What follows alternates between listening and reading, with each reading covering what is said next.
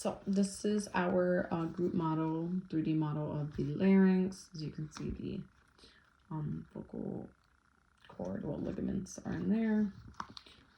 So this is it. The larynx is composed of one bone, 9 cartilages, and 2 joints. Starting off with the only bone in the larynx is the hyoid bone, which is here in yellow, this structure right here.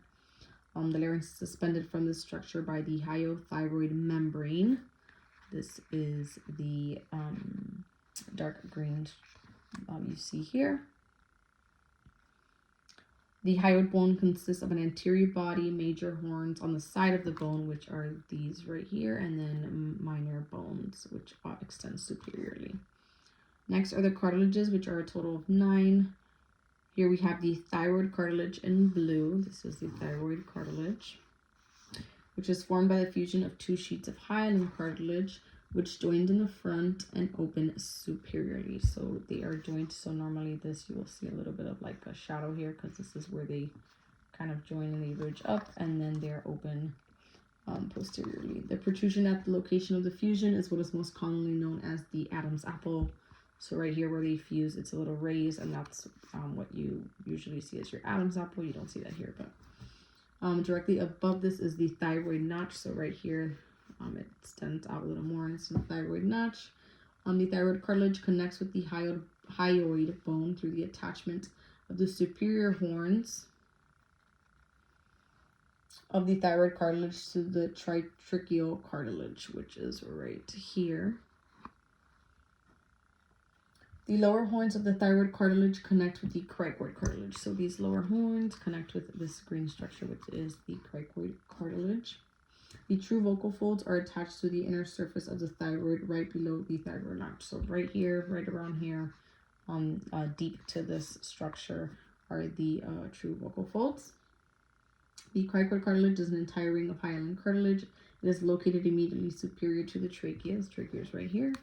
This is the cricoid cartilage, and is connected via the cricotracheal membrane, which is this space right here. Next is the epiglottis, which is a leaf-shaped cartilage. This is the epiglottis. Kind of looks like a tongue in a way, but it does look like a leaf. And it opens and closes the larynx. It's a valve-like structure. The base of the epiglottis is called the petiole, and the space between the base of the tongue and the epiglottis forms the vallecula. The arytenoid cartilage are small cone-shaped cartilages which are located at the superior surface of the quadrate lamina. So these are your arytenoid cartilages back here.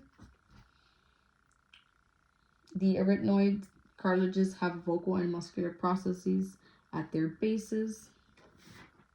The vocal processes project anteriorly and attach to the vocal folds.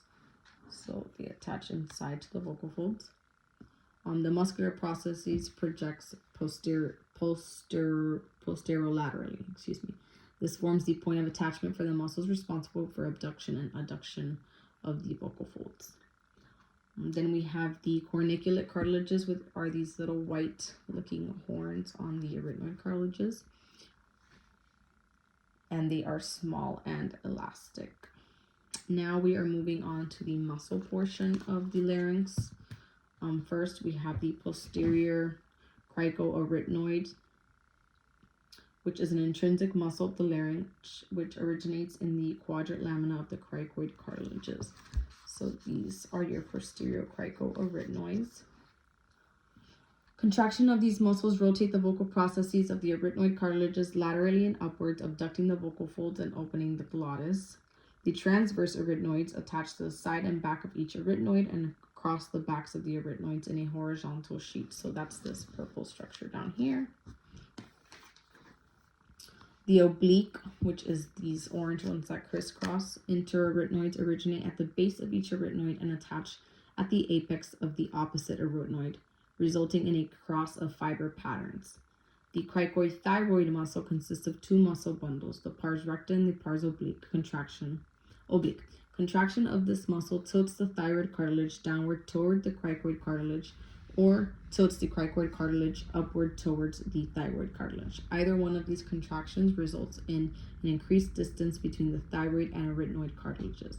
Consequently, the vocal folds are stretched and tensed. This results in an increase in their vibration rate, which is perceived as a higher pitch.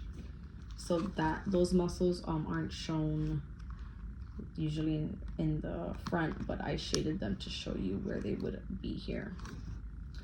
And we have the thyroid arytenoid, which consists of two sections.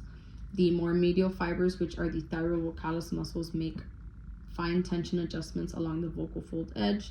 The more lateral fibers, called the thyromuscularis, work rapidly to shorten the vocal folds. The muscle forms the body of the vocal folds.